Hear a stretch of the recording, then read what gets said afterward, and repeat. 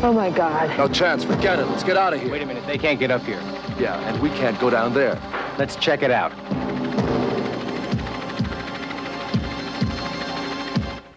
Only a handful of survivors as flesh-eating zombies take over America in the stunning thriller Dawn of the Dead, one of 5 new movies we'll be reviewing on Sneak Previews.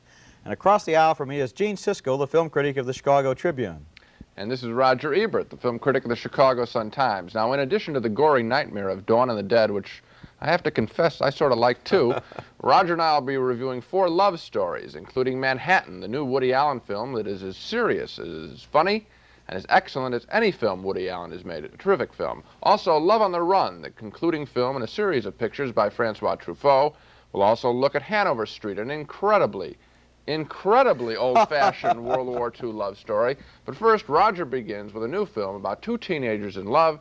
It's called A Little Romance. Right, Gene, and I have to go easy on this one because A Little Romance is one of those movies that some people just love, and like other people, me. You loved it, right? Yeah. Other people can't stand it. I can't stand it. It's a tear-jerking, bittersweet, relentlessly sweet story of a romance between 2 teenagers, an American girl and a French boy, and about how they're so cute and intelligent and wise beyond their years and yet so innocent and so naive and so wet behind the ears that you want to bang their heads together. Here they are in the Paris subway talking about one of the few adults who understands them. Isn't he the most incredible person you've ever met? Incredible. I mean, what a life he's had. He's so dear, so sensitive, you know? Don't you think so? Isn't he wonderful? Yes, he is wonderful.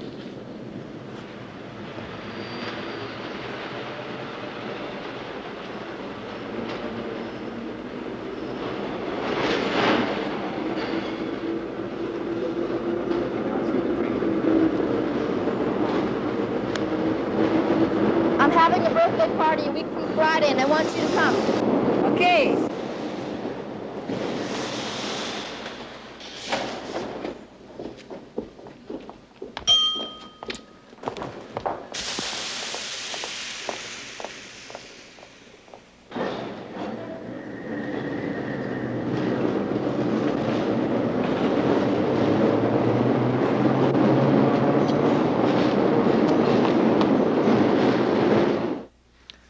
Why must I be a teenager in love? That kid is supposed to be the son of a Paris taxi driver. He reminds me, though, of one of those little geniuses on the $64,000 question, and the subject he's a specialist in is being lovable. But then there's more. The young couple is taken under the protection of an old, colorful Parisian pickpocket, played by Sir Laurence Olivier with a French accent that sounds curiously like his basic German war criminal accent left over from the Marathon Man. Anyway, when the parents of the children don't understand how wonderful the love affair is, Sir Lawrence and the kids run away to Italy by bicycle.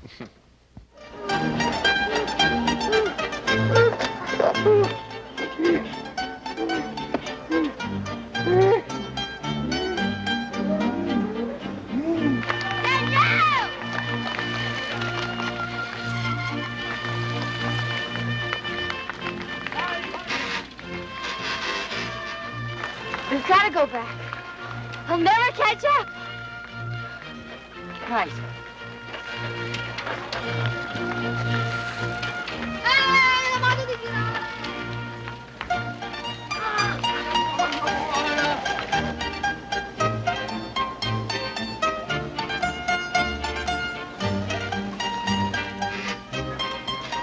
Where is it?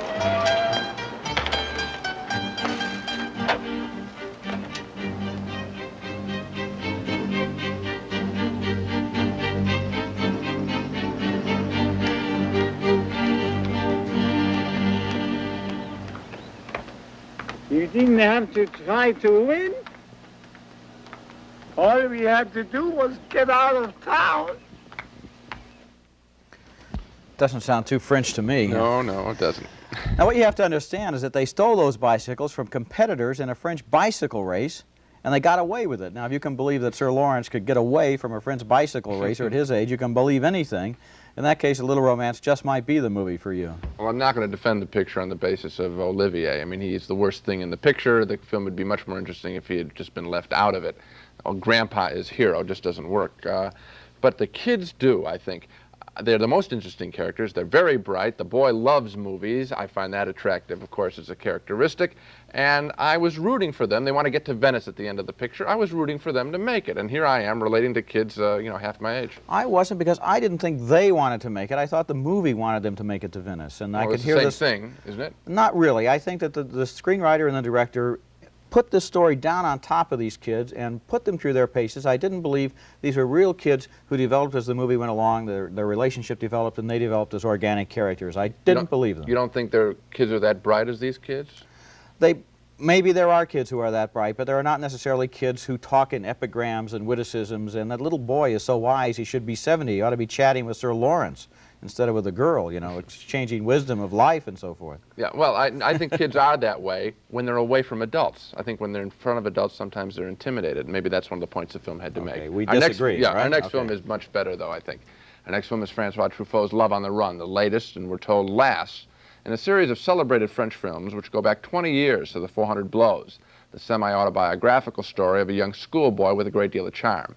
Over the years, in such films as Stolen Kisses and Bed and Board, we've watched the same character grow up into a young man who is forever charming as he falls in and out of love.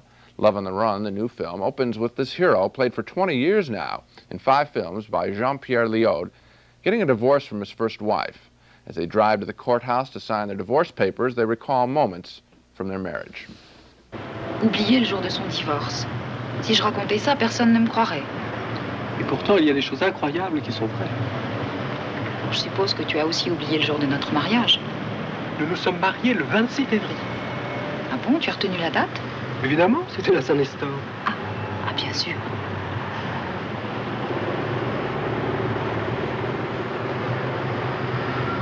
Qu'est-ce que c'est que ça? Je vais donner une leçon. Tu as donné une leçon à cette heure-ci. Mais ça, qu'est-ce que c'est que ça? Où est le violon? Je vais passer la nuit à l'hôtel, je viendrai prendre Alphonse demain. Écoute, on peut très bien dormir comme ça. Moi, je vais dormir dans le fauteuil, toi, tu dormiras dans le lit et tout se passera très bien. Mais je ne peux pas dormir dans la même pièce que toi! Ah, bah, tu sais comme ça! On dormira pas dans la même pièce.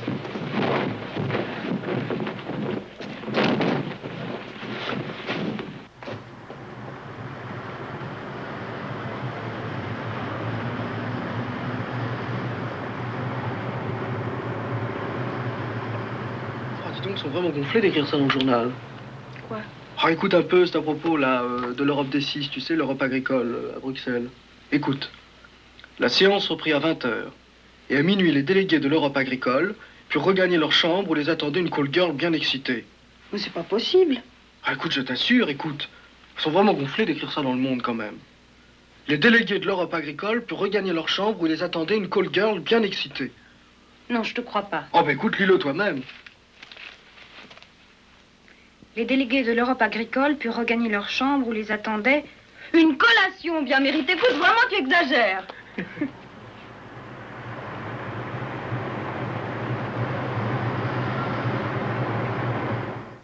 Both of those scenes flashing back on the earlier part of the marriage are actual footage taken from one of the earlier films in this series. Love on the Run is not as sunny, nor as light, or as optimistic as Truffaut's other films about the same character, but that doesn't make Love on the Run any less truthful. It's just maybe not as conventionally fun to watch, I suppose. In this film, I think Truffaut is more critical of his lead character, Antoine Doinel, the name of the character, who most of us think is really Truffaut's alter ego. In this film, I think Truffaut's saying it's no longer cute that Antoine runs from one woman to another. It's childish and self-indulgent what he does. So I like this picture because I admire Truffaut criticizing what is so often in the movies been portrayed as male Gallic charm. But I have a feeling that Love on the Run might be very confusing and not nearly as satisfying for people who haven't seen at least one of the other films in this series about this character. I agree with you there. In fact, that's why I can't recommend this film. I have seen the other films in the series, and even so I was distracted by the fact that probably 30% of the footage in this film consists of footage from the other films. And it's almost as if Truffaut, who when he made The 400 Blows 20 years ago, and it's a masterpiece, he knew exactly what he wanted to say about Antoine, and with each film afterwards, he knew less and less how he felt about Antoine. It's almost as if here he's going back into the other films to see where he thought he was going. Well, I think you're wrong on that point. I think he liked this character. He wanted to portray him as a young man, young married man. And here, I think, as I said, he really wants to say something about this character who everybody's loved. He's a hero in France, I guess. That's right. But he wanted to say, hey, wait a minute, look at this kid. He's not as authentic, he's not as real, he's not as intelligent as the women he meets. Sort of pathetic character. I think it takes a little courage to take a national treasure that you've created and dump on him in a film. Well, you make a good point. Okay, I'll compromise. I think you should probably see this film if you've seen the other ones because you want to see how it turns out. If you haven't seen the others, you might be a little bit at sea, which is where I am right now because I have sort of a problem on this program. I'm in the position of attacking bad films on gentle, sweet subjects like A Little Romance or even Love on the Run.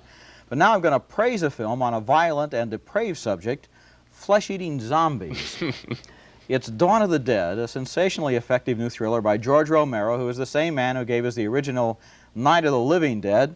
And it's one of the most horrifying films I've ever seen, literally, because the dead begin to walk the earth again, and they're after living flesh. 4 people survive. And they occupy a suburban shopping center, and the film makes satiric points out of the way the zombie lifestyle contrasts with the retail paradise. Now here's a scene where 2 survivors turn on the electricity in the shopping mall.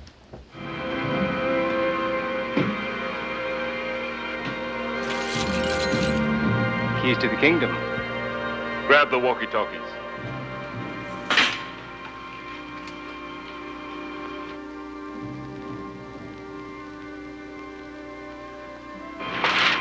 $15 upper and lower. Right here. How about a little music? What? Might cover the noise we make.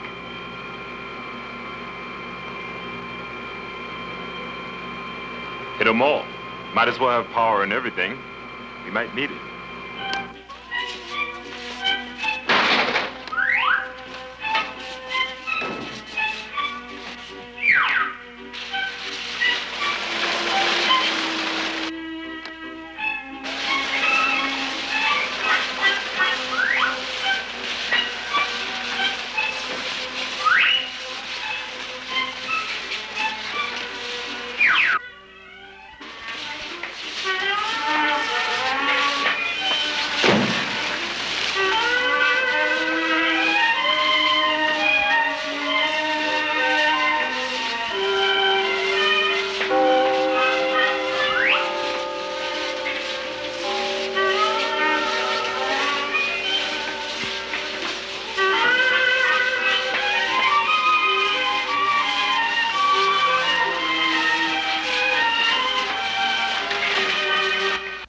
Well, you have to admit there's kind of a creepy humor there.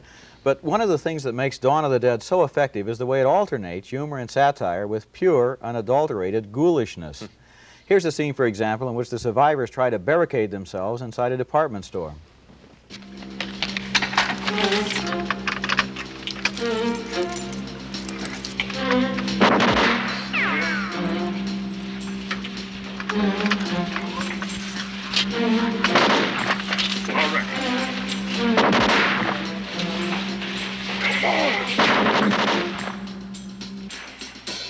Stephen, don't go down there.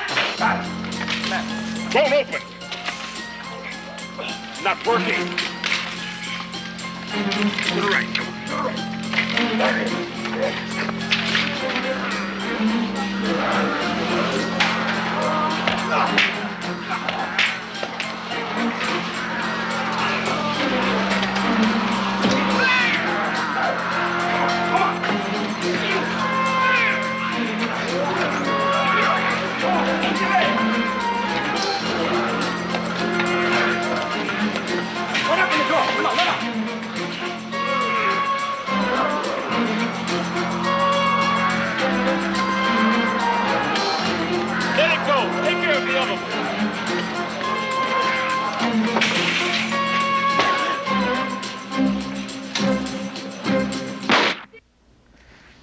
Everybody hates to miss a sale at Penny's. You got just a glimpse there of the terrifying nature of the zombies because, frankly, on television, we can't show you how really violent and really bloody this film is. So I'm going to combine a recommendation with a warning. The recommendation is that Dawn of the Dead is one of the best and most original horror films I've ever seen. And the warning is, this is really extreme in its violence. It goes beyond what you may have seen before. It's for adults only. Proceed with caution.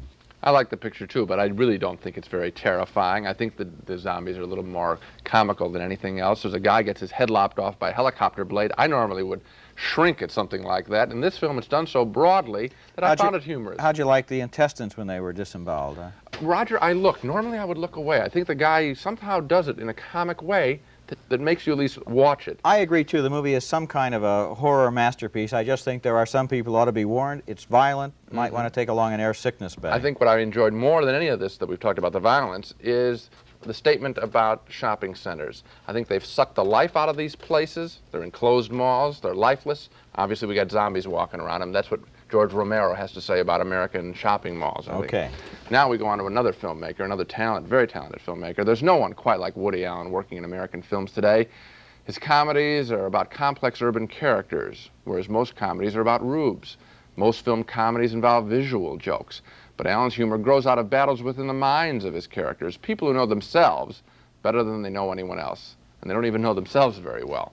Does that sound serious? Well, his new film, Manhattan, is very serious about some funny situations. The film begins as Allen tries out chapter 1 of a book. He's trying to write about the city. The film is shot very effectively in black and white.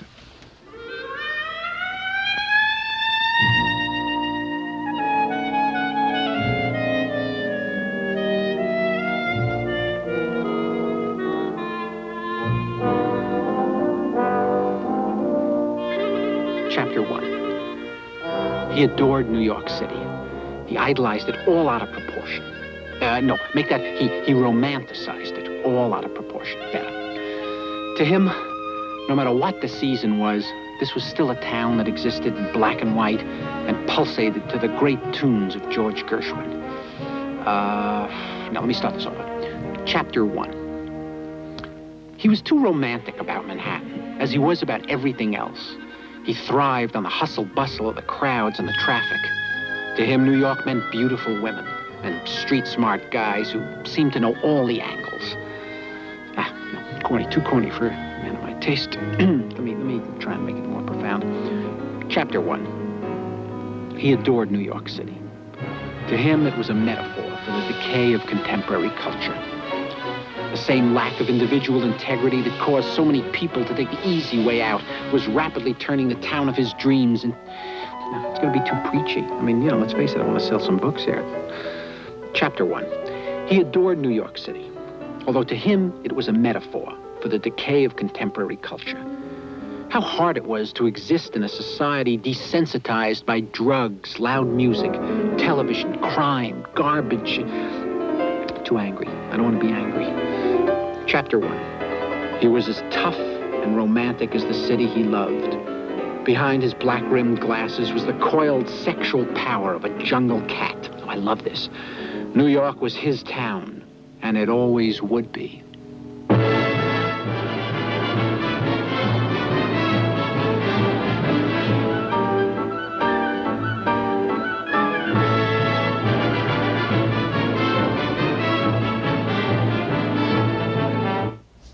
Beautiful photography, even better on the big screen. The movie is about the self-centered troubles of Woody and his intellectual East Side New Yorker friends. One of the problems faced by Allen's character is that his ex-wife, played by Meryl Streep, is writing a book about their failed life together.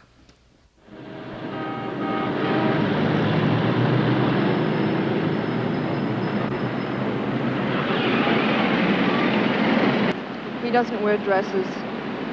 You'll find out all the details when it's your turn to see him. Hey, don't write this book. It's a humiliating experience. It's an honest account of our breakup. Jesus, everybody that knows us is going to know everything. Look at you. You're so threatened. Hey, I'm not threatened, because of the two of us, I was not the immoral, psychotic, promiscuous one. I hope I didn't leave out anything.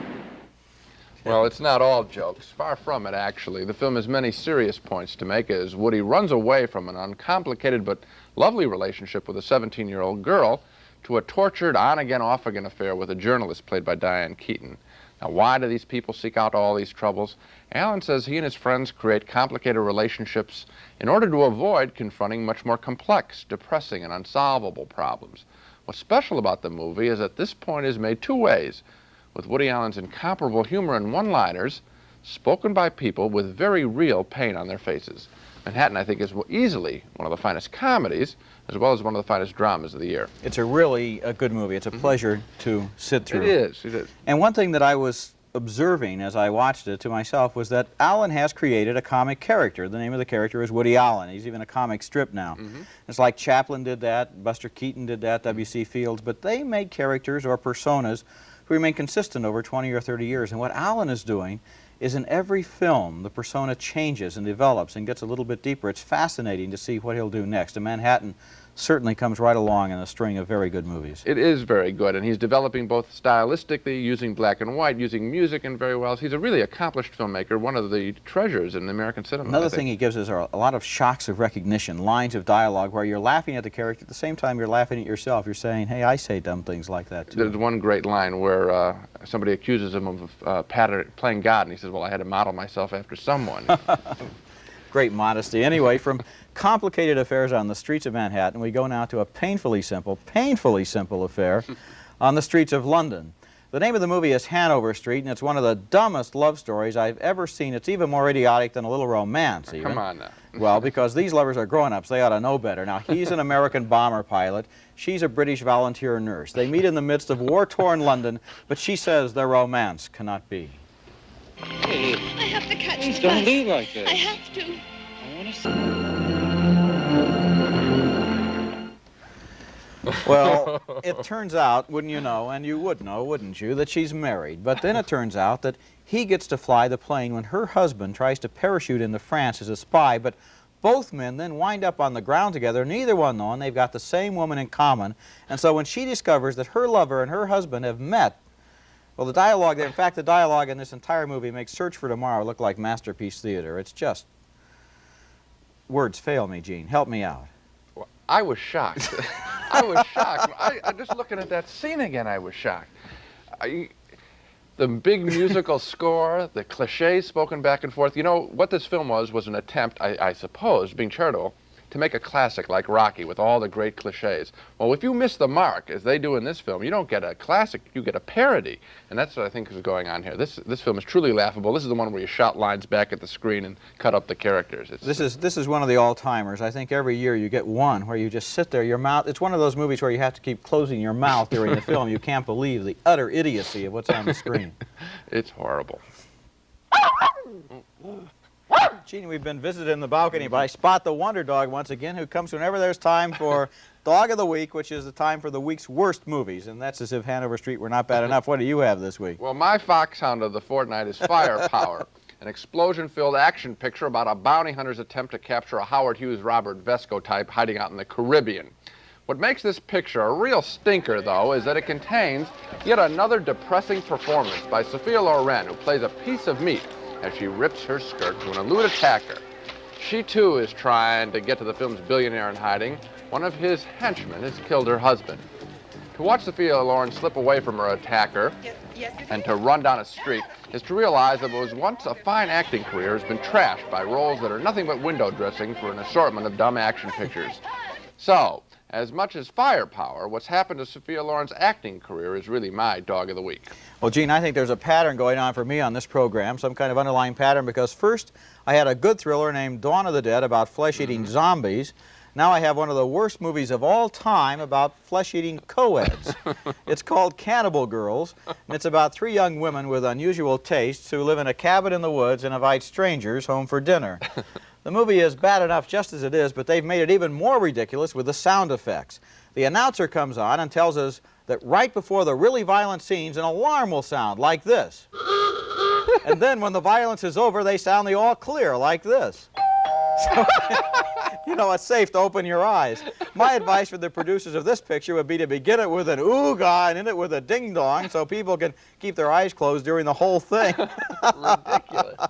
Well, so much for the dogs. To recap our main reactions to the big movies on this show, both Roger and I liked the zombie film Dawn of the Dead, which is playing for adults only. If you can tolerate the mayhem, it contains good humor and something to think about.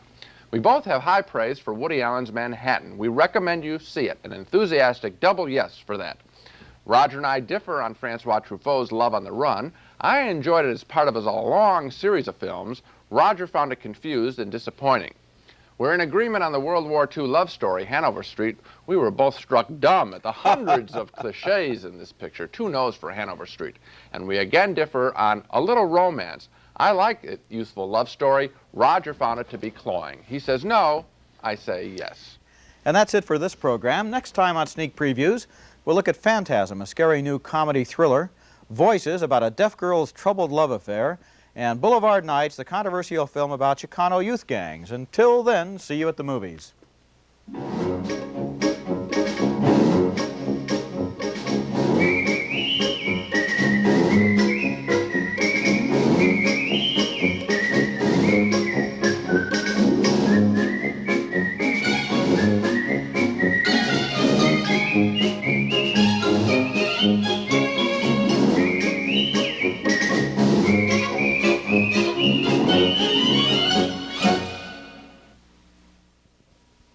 Funding for this program is provided by this station and by other public television stations.